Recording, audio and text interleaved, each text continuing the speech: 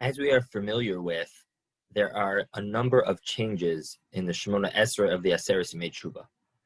The first one in order of what comes up in Shemoneh Esrei is the additional phrases of Zachrenu, Michamocha, etc. The four additional phrases that we add throughout Shemoneh Esrei, throughout the Aseret Yemei Teshuva, starting from Rosh Hashanah.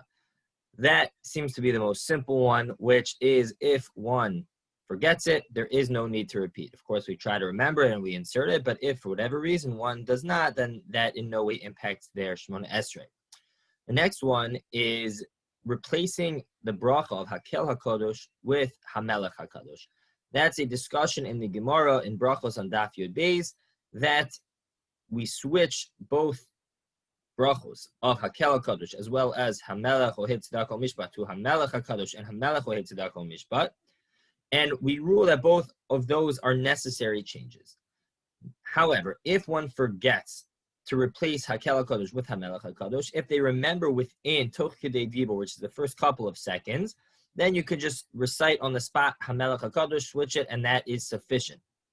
If, however, you don't remember until later in Shemoneh Esrei or after you've concluded, so then even though there is an opinion in the Rishonim that holds that it is only a change l'chatchila, most Rishonim, and this is the way that Shulchan Aruch paskins, that it is b'diavad, that if one forgets it, then one must go back to the beginning of Shemoneh Esrei.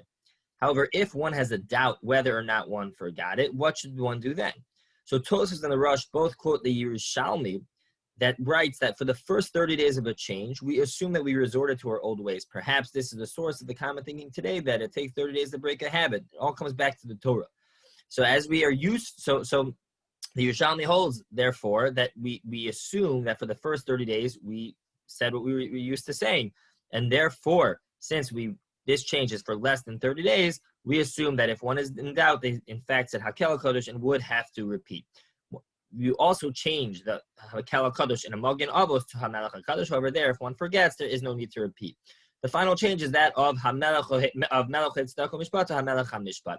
That is actually machlokas in the Rishonim, whether if we forget it, if we say just regular Melech Tzedakah Mishpat, do we have to repeat it? The Rav is of the opinion that one still does have to repeat it because they are different meanings. The phrase of Melech Tzedakah Mishpat that we typically say has the connotation that the meaning is that we are focusing on the attributes of Hashem by means of which He judges with tzedek u'mishpat, with righteousness, with clarity, with judgment. However, Hamelech HaMishpat is emphasizing the fact that Hashem is the ruler Himself over all of judgment. And therefore, there is a slight difference, which the Rav actually says is me'akiv b'diavad, and one would have to repeat. However, the Rabbeinu Yonah holds that no, as long as we say Melech in the regular phrase of Melech Tzedakah Mishpat, that is sufficient, and one need not repeat. This, in fact, is a machlokes between the Shulchan Aruch and the Ramah. The Shulchan Aruch actually paskins, like the Rav, that one would have to repeat it, and many Sephardim hold that way. There are some Sephardim posting that say the minhag is like the Ramah, who holds like Rabbeinu Yonah, that one does not need to repeat as long as they say Melech Tzedakah Mishpat. So for those of us that are Ashkenazim, certainly passing like the Ramah, that in such a case one need not repeat. Have a fantastic day.